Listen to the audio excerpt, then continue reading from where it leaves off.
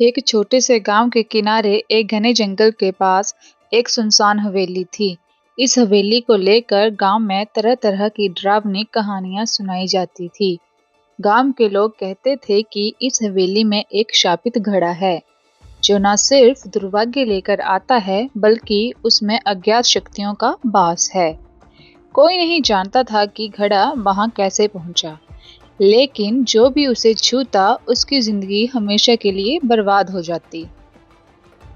यह कहानी कई पीढ़ियों से चली आ रही थी। कहते हैं 150 साल पहले इस हवेली में सुरेश सिंह नाम का एक अमीर व्यापारी रहता था। वे बेहद लालची और निर्दयी था। एक बार उसने गांव के एक कुम्हार गोपाल से एक विशेष घड़ा बनाने को कहा। सुरेश ने कहा था कि वे घड़े के बदले मोटा इनाम देगा। गोपाल ने महीनों की मेहनत के बाद एक ऐसा घड़ा बनाया जो देखने में अद्भुत था। उस पर विचित्र चित्र और कुछ मंत्र उकेरे गए थे। जब गोपाल घड़ा लेकर सुरेश के पास पहुंचा तो सुरेश ने अपना वादा तोड़ दिया। उसने गोपाल को इनाम देने के बजाय उसे डांट फटका कर भगा दिया। अपमान और क्रोध से भरे गोपाल ने कहा, यह घड़ा अब शापित है, यह तुम्हारे विनाश का कारण बनेगा। जो भी इसे अपने पास रखेगा वे बर्बाद हो जाएगा। सुरेश ने उसकी चेतावनी को हंसी में उड़ा दिया, लेकिन कुम्हार की बदुआ सच निकली। घड़े के हवेली में आने के कुछ ही दिनों के बाद वहां अजीब घटनाएं होने लगी। रातों में हवेली के अंदर किसी के चलने की आवाजें आती। सुरेश के परिवार के सदस्य बीमार पड़ने लगे। नौकर चाकर अचानक गायब हो जाते। हवेली के हर कोने से अजीब सी सिसकियां और चीखें सुनाई देती। धीरे धीरे सुरेश का पूरा कारोबार बर्बाद हो गया। उसकी पत्नी और बच्चे एक एक कर मर गए। खुद सुरेश ने अपनी जिंदगी के आखिरी दिन हवेली के तहखाने में बिताए, जहां उसने खुद को बंद कर लिया था। वह पागल हो चुका था। कहते हैं उसने घड़े को उसी तहखाने में छुपा दिया और वहीं उसकी मौत हो गई, लेकिन उसका शरीर कभी नहीं मिला। सालों बाद हवेली वीरान हो गई। लोगों ने वहां जाना बंद कर दिया। घड़े की कहानियां गांव के हर बच्चे की जुबान पर थी, लेकिन किसी ने उसे देखने की हिम्मत नहीं की। गांव में दो किशोर थे, रघु और संजय। दोनों को रोमांच और खतरे का शौक था।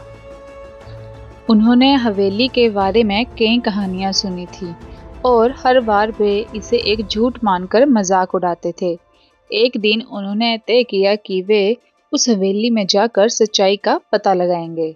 रात के समय दोनों ने टॉर्च और रस्सी लेकर हवेली की ओर रुख किया। हवेली के पास पहुंचते ही उन्हें अजीब सा एहसास हुआ, जैसे कोई उन्हें देख रहा हो। हवेली के बड़े लोहे के दरवाजों पर जंग लगी हुई थी और जब उन्होंने उसे खोला तो दरवाजा चींखते हुए खुला। अंदर घुप अंधेरा था। दीवारों पर मकड़ियों के जाले लटक रहे थे।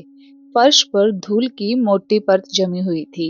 जैसे ही वे अंदर गए उन्हें महसूस हुआ कि हवेली की हवा असामान्य रूप से ठंडी। अचानक एक खिड़की अपने आप जोर से बंद हो गई।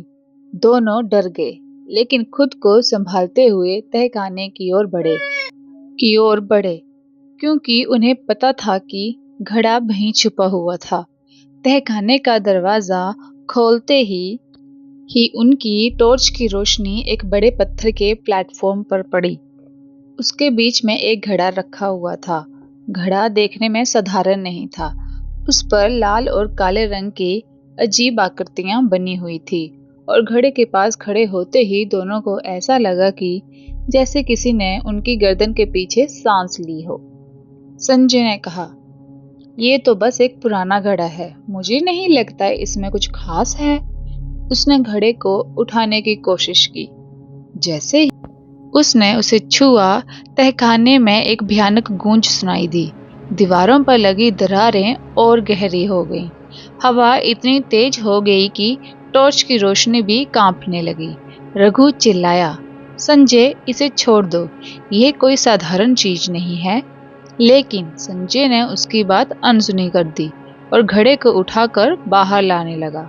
जैसे ही वे तहखाने से बाहर निकले, हवेली का दरवाजा अपने आप जोर से बंद हो गया। अगले दिन से संजय के साथ अजीब घटनाएं होने लगी।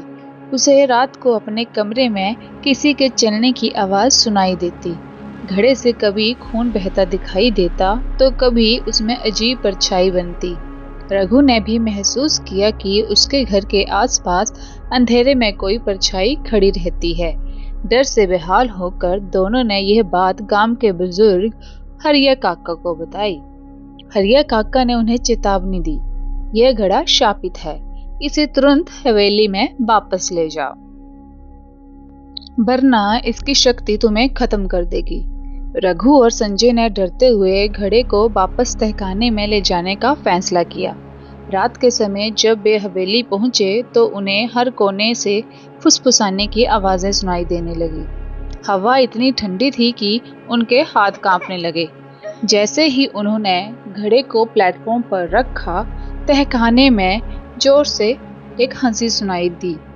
तुमने इसे वापस लाकर अच्छा किया, लेकिन याद रखना, दोबारा इसे छूने की कोशिश मत करना। उस दिन के बाद रघु और संजय ने कभी उस हवेली का रुख नहीं किया। घड़ा वहीं पड़ा रहा, उसके शाप के साथ। गांव के लोग अब भी हवेली को देखकर सिहर उठते हैं और अपने बच्चों को चेतावनी देते हैं कि कभी लालच और अन्याय ना करें, क्योंकि उसका अंजाम हमेशा भयानक होता है।